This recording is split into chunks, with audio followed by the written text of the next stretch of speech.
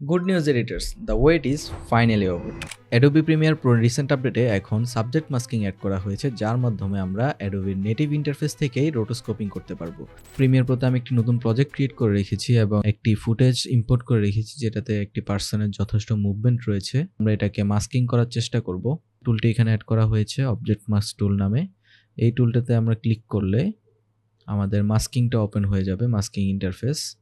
So এখানে ২ টা নতুন অপশন এড হয়েছে, যেমন মাস্ক ওভারলে এবং আমরা কিভাবে মাস্ক করতে যাচ্ছি ল্যাসো টুলের মাধ্যমে করতে পারবো, রেক্টেঙ্গেলের মাধ্যমে সিলেকশন করতে পারবো, অথবা এখানে আমরা মাস্কিং টুলে ক্লিক করে ধরে রাখলে এখানে আমরা এলিপস টুল, পেন টুল এভাবে আমরা মাস্কিংটা সিলেকশন করতে পারবো। কিন্তু নরমালি এখন আমরা ল্যাসো টুল দিয়ে ট্রাই করি। ও নাইস! এখানে হচ্ছে আমাদের দেখা যাচ্ছে পার্সনটার উপর মাউসের কার্সর রাখার সাথে সাথেই কিন্তু একটা খুব ভালোই একটা সিলেকশন আমাদেরকে সাজেস্ট করতেছে। সো আমাদেরকে আর এক্সট্রা করে সিলেক্ট করা লাগছে না। এআই এর মাধ্যমে এই জিনিসটা সিলেকশন হচ্ছে। এই যে এখানেও আমরা অবজেক্টটা দেখতে পাচ্ছি, আলাদা করে অবজেক্টটা আইডেন্টিফাই করতে পারতেছে। সো আশা করি এটা অনেক ভালোই কাজ করবে। তো আমরা যেহেতু সিলেক্ট করব, আমরা ফার্স্ট ফ্রেমে চলে যাই। এই যে ফার্স্ট ফ্রেমে চলে গেলাম। গিয়ে এখানে একটা ক্লিক করব।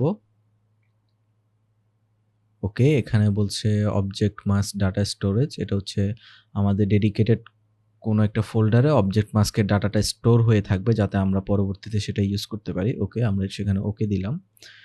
আচ্ছা, তো সিলেকশন প্রসিডিউরটা অ্যাডোবি সব সফটওয়্যারের মতোই সেম। আমরা হচ্ছে ক্লিক করে আমরা সিলেকশনটা বাড়াতে পারবো। ক্লিক করলে এটা প্লাস হয়ে যাবে।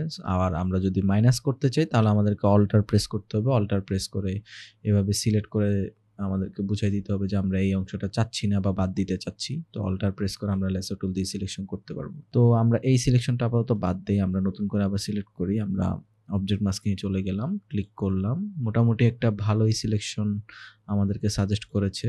তো এখানে হচ্ছে red overlay, green overlay, blue overlay, এটা হচ্ছে অ্যাকচুয়ালি আমরা কোন টাইপের ওভারলে দিয়ে হাইলাইট করতে চাচ্ছি সিলেকশনটাকে, এটা আমরা এখান থেকে সিলেক্ট করতে পারবো। তো ফুটেজ ভেদে আমাদের এটা ডিফারেন্ট হতে পারে। আমরা হয়তোবা কোনো ব্লু ফুটেজের উপর কাজ করছি, সেখানে আবার ব্লু ওভারলে হলে আমাদের হয়তো সেটা বোঝা যাবে না। তো তখন আমরা রেড ওভারলে বা অন্যান্য ওভারলে নিতে পারি। আপাতত আমি এখানে গ্রিন ওভারলে নিয়ে রাখলাম। নিয়ে এখন আমরা হচ্ছে এটাকে প্রোপাগেট করতে হবে যেভাবে আমরা আফটার ইফেক্টস এ করতাম। সো সো সেটা পেতে হলে আমাদেরকে ইফেক্ট কন্ট্রোলস এ যেতে হবে। গিয়ে যাওয়ার পর দেখব যে এখানে আনঅ্যাসাইন্ড মাস্ক নামে নতুন একটি জিনিস ইন্ট্রোডিউস করা হয়েছে। সেটা হচ্ছে এই যে আমাদের যে মাস্কটা করলাম সেই মাস্কটার ডেটা। তো অবজেক্ট মাস্কিং একটা ক্রিয়েট হয়ে গেছে। এখানে সেম ভাবে আফটার ইফেক্টস এর মতো আমরা হচ্ছে মাস্ক ফরওয়ার্ড এর একটা বাটন পেয়ে যাব, যেটার মাধ্যমে আমরা ফরওয়ার্ড মাস্কিং করতে পারবো, যে আস্তে আস্তে সে মাস্কিংটা করতে থাকবে তার মতো করে। তো আমরা এটাতে ক্লিক করি, দেখি পরবর্তী ফ্রেমগুলো করতে সে কত সময় লাগায়। আচ্ছা, এখানে আরেকটা জিনিস দেখতে পাচ্ছি আমরা, ফেদারটা হচ্ছে আমাদের সিলেকশনটা কেমন ফেদারে সিলেকশনটা হবে, কতটুকু বেশি চাচ্ছি কম চাচ্ছি। সো এখন আমাদের ফেদার দেওয়ার দরকার নাই। এক্সপেনশনটা হচ্ছে আমরা কি সিলেকশনের বাইরে কোনো এক্সপ্যান্ড করতে চাচ্ছি কিনা, অথবা মাইনাস দিলে এটা হচ্ছে ভিতরে চলে যাবে। তো আমরা এক্সপ্যান্ডও করব না, আমরা একদম ডিফল্ট ভাবে কেমন রেজাল্ট দেয় তা আমরা এখন চেক করব। তো আমরা এখানে এখন ট্রেকারের মাধ্যমে মার্কস ফরওয়ার্ড টুলে ক্লিক করে দিলাম। দেখি আমাদের এটা হচ্ছে 20 সেকেন্ডের একটা ক্লিপ, 22 সেকেন্ডের একটা ক্লিপ, কত সময় লাগায় এটা আমরা একটু চেক করি। আমরা মার্কস ফরওয়ার্ড দিয়ে দিলাম। ওকে, দেখা যাচ্ছে যে 20 সেকেন্ডের ক্লিপের জন্য সে 20 সেকেন্ডই চাচ্ছে। এটা হচ্ছে একটা 1080p ক্লিপ। খুব ভালো এবং অ্যাকুরেট আমাদেরকে রেজাল্ট দিচ্ছে এখন পর্যন্ত। এটা অনেক ফাস্ট। এটা আসলে আমরা আফটার ইফেক্টস এ করতে গেলে এটা আর অনেক টাইম নিত হয়তোবা, এবং আমাদের একটা ডাটা থাকতো, বারবার প্রোপাগেট হতো, সেটাকে ফ্রিজ করা লাগতো, অনেক ঝামেলা করা লাগতো। কিন্তু প্রিমিয়ার প্রোতে ওই ঝামেলাটা আর নেই।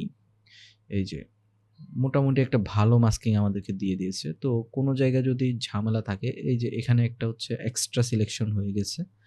তো এইসব সিলেকশনগুলো আমরা হচ্ছে কি ফ্রেমিং এর মাধ্যমে, কি ফ্রেম থেকে আমরা এডিট করে নিতে পারবো যে কোন কি ফ্রেমটাতে সিলেকশনটা সমস্যা হয়েছে। যেমন এই কি ফ্রেমটাতে সিলেকশনটা একটু বাড়তি হয়ে গেছে।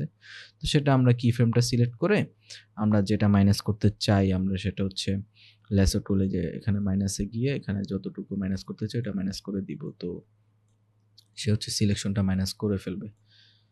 এভাবে করে করে আমরা যেসব কি ফ্রেমে আমরা প্রবলেম দেখি সেসব কি ফ্রেমগুলো আমরা এভাবে ঠিক করে নিতে পারবো।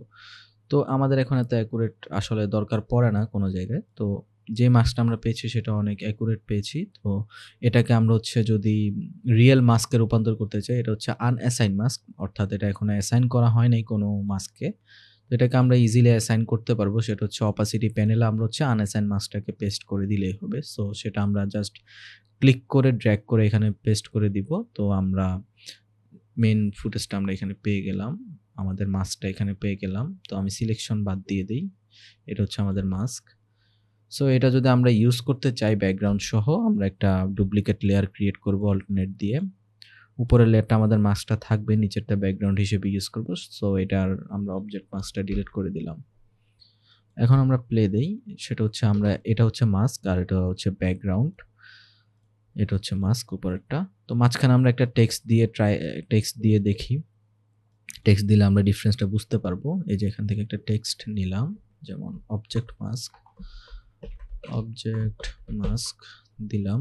টেক্সটটা আমরা মিডল লেয়ারে রাখি, তাহলে ডিফারেন্সটা বুঝা যাবে ইজিলি। ওকে, টেক্সটটা একটু চেঞ্জ করে দিই। ট্র্যাকিংটা একটু বাড়াই দিলাম। ওকে, so this is the text and yeah, nice. This feature in Premiere Pro was very necessary for us and finally Adobe আমাদের necessity বুঝতে পেরেছে এবং টুলটা তারা ফাইনালি Adobe Premiere Pro তে built in ভাবে দিয়ে দিয়েছে, যেটা আমাদের খুবই কাজে আসবে। আমাদের অনেক সময় বাঁচাবে এডিটিং এর ক্ষেত্রে। কিছু মাঝে মধ্যে দেখা যায় শুধু সিম্পল আমাদের ব্যাকগ্রাউন্ড রিমুভ করতে হয়, সিম্পল কিছু কাজ করা লাগে, সেগুলোর জন্য আমাদের অন্য অ্যাপে আবার সুইচ করা লাগতো, অথবা কোনো থার্ড পার্টি যেমন মোকা ইউজ করা লাগতো, থার্ড পার্টি অ্যাপ। এখন আর সেগুলো করা লাগবে না। এখন আমরা ইন্টারনালি Adobe নেটিভ UI থেকে, নেটিভ ইন্টারফেস থেকেই আমরা ব্যাকগ্রাউন্ড রিমুভ করতে পারবো খুব easily. So yeah, that's it. Happy editing.